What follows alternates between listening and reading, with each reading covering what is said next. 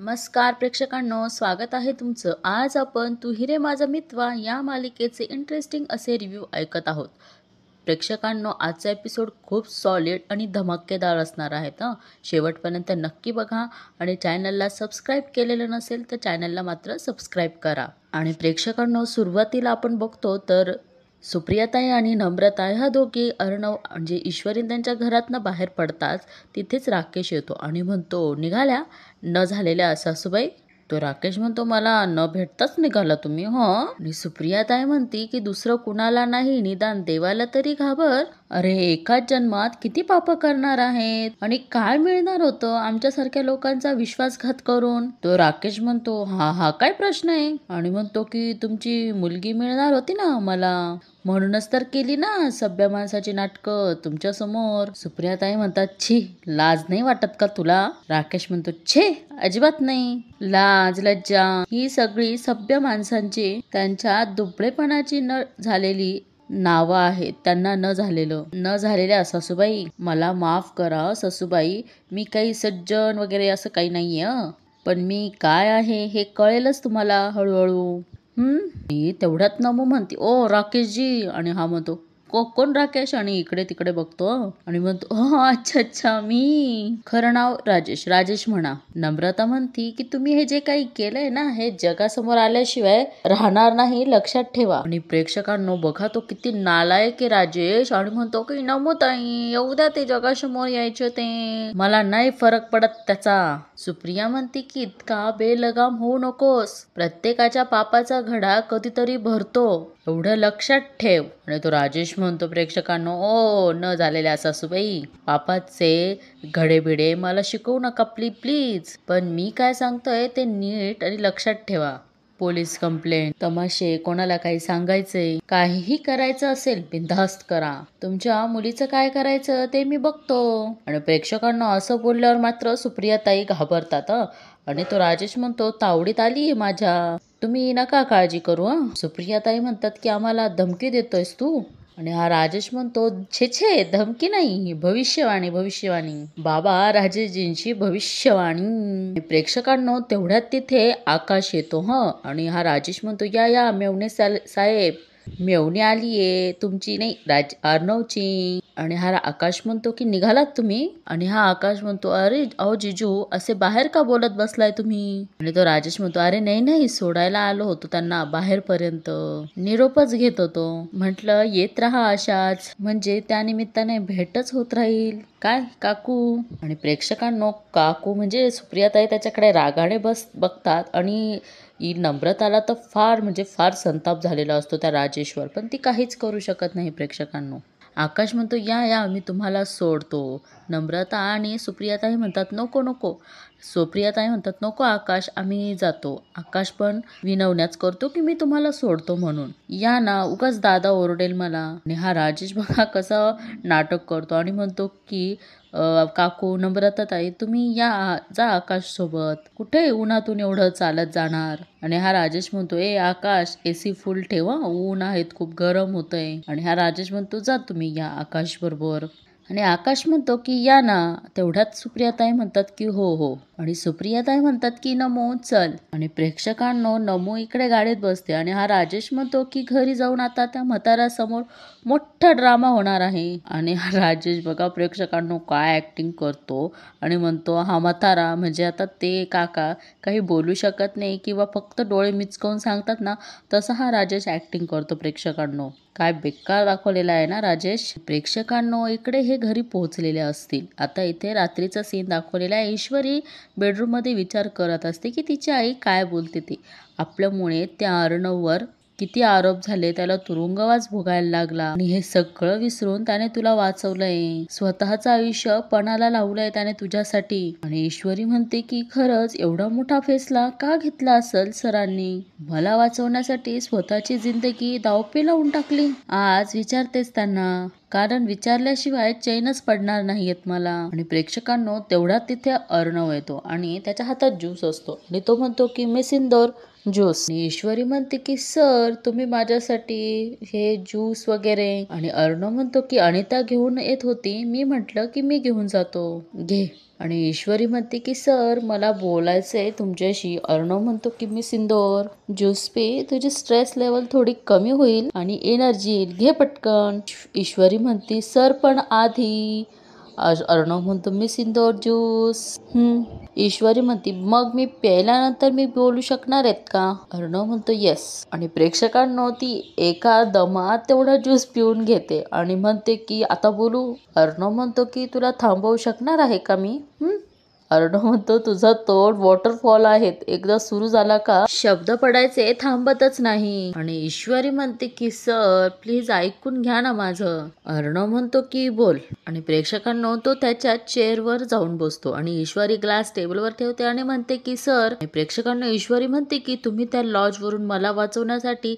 तेवढ्यात अर्णवला फोन येतो आणि अर्णव म्हणतो की इंटरनॅशनल कॉल आहेत, रिसीव्ह करावाच लागेल. आणि अर्णव फोन उचलतो आणि म्हणतो yes mister Mehta. Yes I saw the agreement, all details check me, let give me time, yeah okay. आणि प्रेक्षकांनो इकडे अर्णव लॅपटॉप ओपन करतो आणि त्यांनी जे डिटेल्स पाठवलेले असतो ते बघत असतो. आणि इकडे ईश्वरी म्हणते की सर अर्णव म्हणतो की अर्जंट आहेत. आणि अर्णव म्हणतो yeah I will check it one. इकडे मात्र ईश्वरी त्याच्याशी बोलण्यासाठी वाटच बघत असते. आणि प्रेक्षकांनो मात्र ईश्वरी आता तिथून निघून जाते. आणि त्यानंतर इकडे सुप्रियाताईंनी त्यांचा सीन दाखवलेला आहे. सुप्रियाताई बहुतेक सांगत असतात की अंजलीताईंचे मिस्टर म्हणजे राजेश, म्हणजे जो आपल्याकडे राहत होता तो राकेश. आणि प्रेक्षकांना इकडे जयुताई म्हणतात अगं सुप्रिया नमू झालं काय, मगापासून बघते तुमच्याकडे की धक्का बसल्यासारखं बघताय तुम्ही, काही झालंय का? अगं काय झालंय, काय विचारते मी, बोला.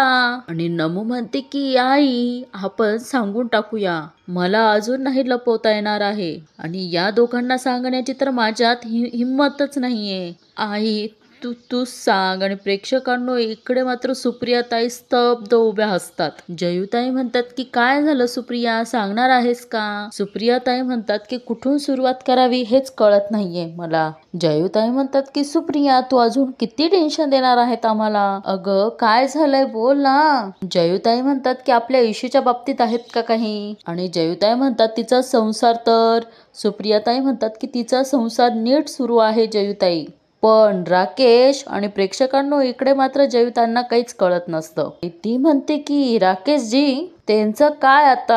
आणि सुप्रियाताई मोठ्याने बोलतात की राकेशने आपल्याला फसवलंय. प्रेक्षकांनो नम्रताला मात्र रडायला येतं आणि सुप्रियाताई संजय काकांकडे बघतात. ती त्यांच्याकडे बघून सांगते की राकेशने आपल्या सगळ्यांना फसवलंय. जयुताई म्हणतात काहीही काय बोलते सुप्रिया, मला तर वाटतं प्रेक्षकांनो जयुताई काही यांच्यावर विश्वास ठेवणार नाही असंच वाटतंय. आणि जयुताई म्हणतात अगं राकेशजींनी आपल्याला फसवलंय. जयुताई म्हणतात उलट त्यांची फसवणूक झाली आहे आपल्याकडून. नम्रता म्हणते की नाही आत्या, अगं नीच माणूस आहे तो. आणि जयुताई म्हणतात की नमू. आणि सुप्रियाताई म्हणतात की अर्णवने जर ईश्वरी सोबत लग्न केलं नसतं तर आपल्या इशूचं काय होईल हे असं ऐकूनच हादरायला होतंय मला. जयुताई मात्र टेन्शन मध्ये येतात आणि म्हणतात की सुप्रिया तू नीट बोलणार आहेस का, तू मला कळेल असं.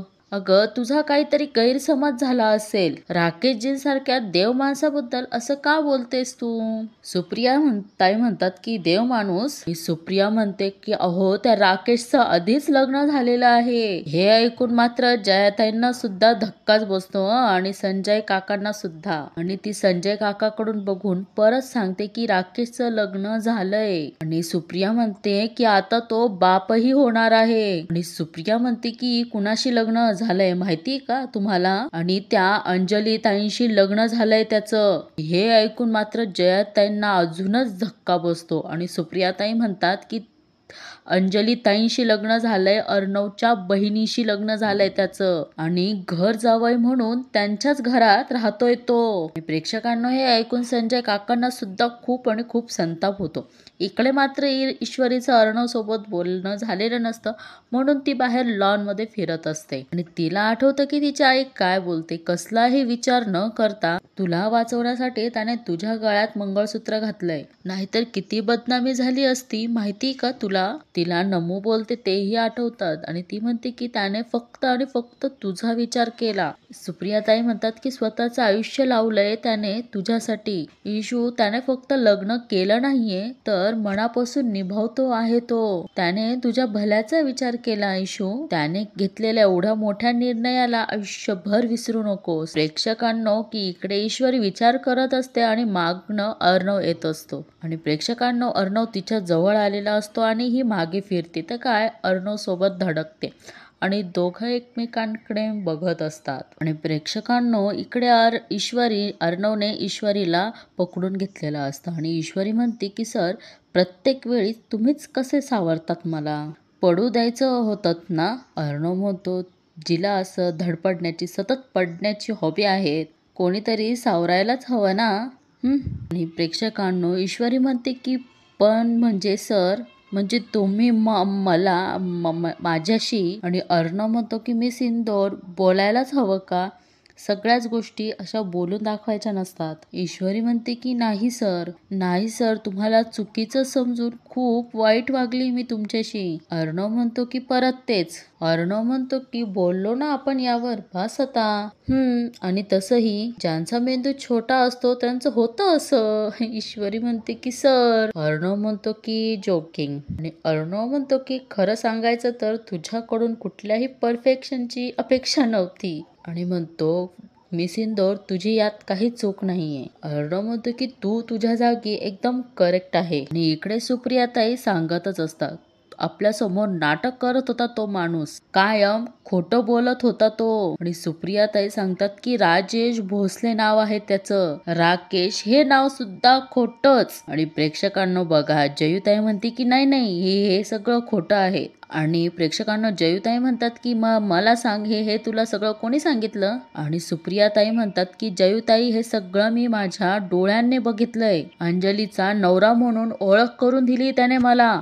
जयुताई म्हणतात की राकेश अशी ओळख राजेश. जयुताईंना आठवतं की सुप्रियाताईंनी जेव्हा मुहूर्त काढून आणले होते तेव्हा त्या सांगतात की हे 4 मुहूर्ते आमच्या दादरच्या गुरुजींकडनं काढून आणले. आणि राजेश म्हणतो की त्यातली जी पहिली तारीख असेल तीच फायनल करून टाकू. हे जयुताईंना आठवत असतं. आणि जयुताईंना तेही आठवतं की तो राजेश काय म्हणायचा, देवाकडे जातो आणि साकडच घालतो त्याला आणि सांगतो की लवकरात लवकर माझ्या सासरे बुवांना बरं कर. आणि जयुताई त्याला म्हणतात की राकेशजी किती काळजी हो तुम्हाला माझ्या दादाची. आणि तो राजेश म्हणतो की असं काय करता हो आत्या, सासरे आहेत ते माझे होणारे, काळजी तर असणारच ना. आणि तेही आठवतं की ज्या वेळेस काकांना तो म्हणतो की काकांना लवकरात लवकर आपलं लग्न झालेलं बघायचंय, ते म्हणतायत की आधीच हे लग्न इतकं पुढे गेलंय तर आता आणखीन उशीर नको.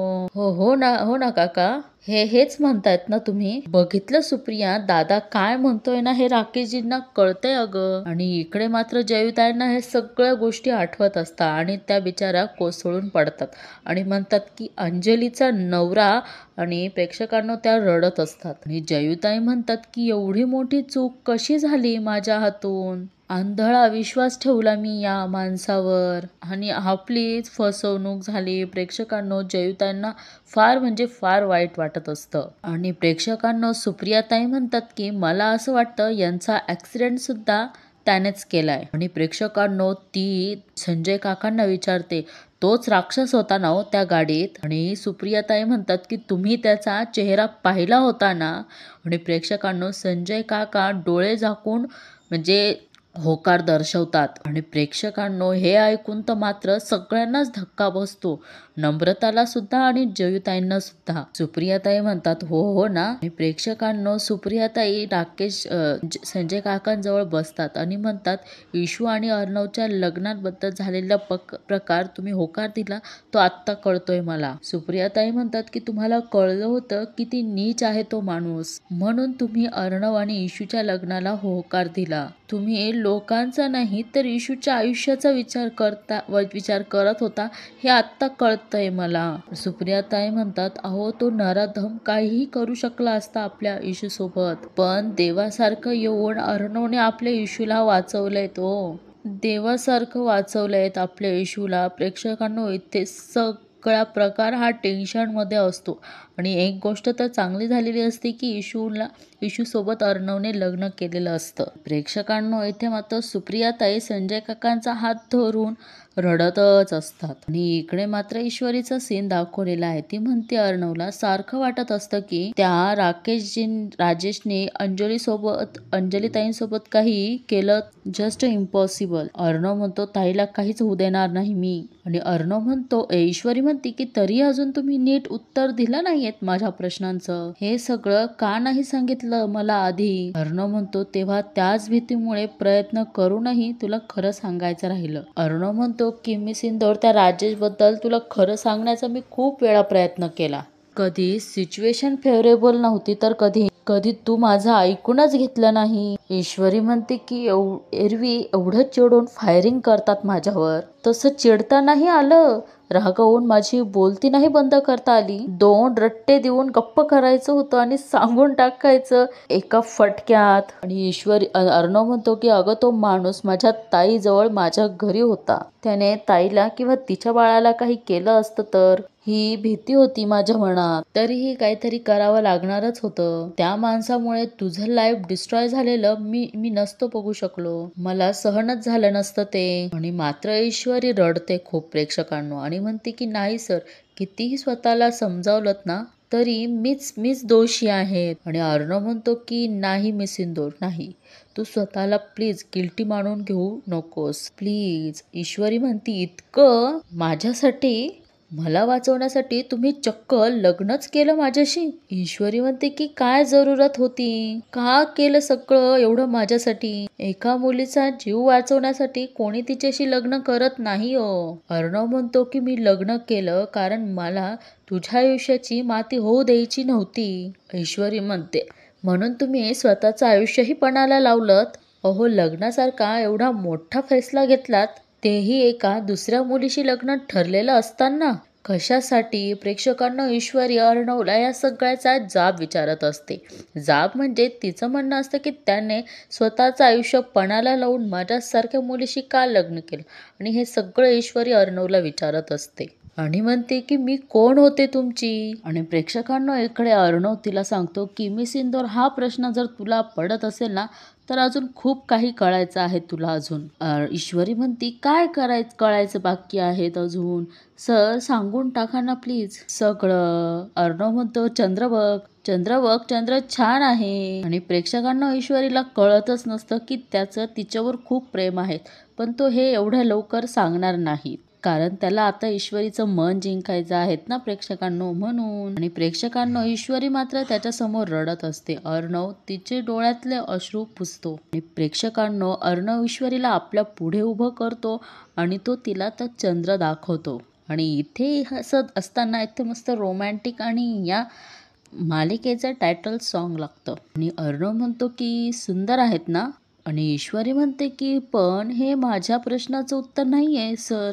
आणि अर्णव म्हणतो असू दे, आता आपला प्रवास लांबचा आहे मिस इंदोर. अर्णव म्हणतो की मिळेल उत्तर. आणि प्रेक्षकांना अर्णव असं बोलून तिथनं निघून जातो आणि ईश्वरी मात्र त्याच्याकडे बघत राहते. आणि प्रेक्षकांना आणि अर्णव गेल्यानंतर ईश्वरी मात्र परत त्या चंद्राकडे बघते आणि काहीतरी विचार करतच असेल. आणि असाच या मालिकेचा एपिसोड इथे संपतो. प्रेक्षकांनो, आजची मालिका कशी वाटली हे नक्की कमेंट करून सांगा. आणि चॅनलला सबस्क्राईब केलेलं नसेल तर चॅनलला सबस्क्राईब करा, कारण असेच रोज नवनवीन एपिसोडचे आपण इंटरेस्टिंग रिव्ह्यू ऐकणार आहोत. तर प्रेक्षकांनो अजून प्रोमो बाकी आहेत तर तेवढा आपण बघूनच घेऊ. आणि प्रेक्षकांनो इकडे अर्णव आणि ईश्वरीचा प्रोमोमध्ये सीन दाखवलेला आहेत. ईश्वरी अर्णवची उशी काढते आणि अर्णव म्हणतो की मिस इंदोर हे काय करतीये तू. ईश्वरी म्हणते की तुम्ही पण बेडवर झोपा. अर्णव म्हणतो की म्हणजे आपण दोघे नवरा बायको. ईश्वरी मात्र इकडे गोंधळते अशी म्हणते. आणि इकडे नंतर आजी कोल्हापूरहून बहुतेक आलेल्या असतात. ईश्वरी आजींना म्हणते की एक ना एक दिवस मी नक्की तुमचा विश्वास जिंकून दाखवेल. आणि आजी म्हणते की मौका दिला, आज रात्री कोजागिरीचं व्रत करून दाखव. आणि नंतर इकडे मामी म्हणते की कोजागिरीचा प्रकाश ईश्वरीच्या आयुष्यात अंधार आणणार. हे सगळं ती लावण्याला म्हणत असते. आणि इथेच या मालिकेचा प्रोमोही संपतो. आजच्या मालिकेचा प्रोमो आणि मालिका कशी वाटली हे नक्की कमेंट करून सांगा आणि चॅनलला सबस्क्राईब करायला मात्र विसरू नका. आपण उद्या पुन्हा भेटू. तोपर्यंत तुम्ही काळजी घ्या. Bye bye.